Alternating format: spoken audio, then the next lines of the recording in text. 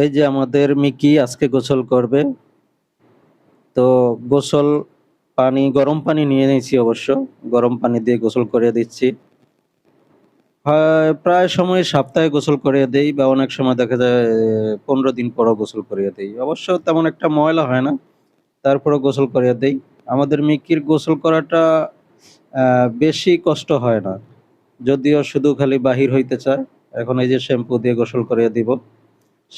Shampoo মাখতেছি। মানে তাড়াতাড়ি বাহির হইতে চায়। একটা জিনিস আমি খেয়াল করছি, আমি কিন্তু ২ মিনিটে গোসল করে বাহির হয়ে যাই। কিন্তু আমার মিকিকে গোসল করাতে প্রায় আমার ১১ মিনিটেরও বেশি সময় লেগেছে। যা হোক শ্যাম্পু মাখা শেষ। এখন ফ্রেশ করে দিব পানি দিয়ে। এই যে সামনের পাও ধুয়ে দিলাম। এখন পিছনের পাও ধুয়ে দিব। এই তো গোসল শেষ। এখন তোয়াল্লা দিয়ে মুছে দিলাম। তারপর গামছা দিয়ে মুছে দিব।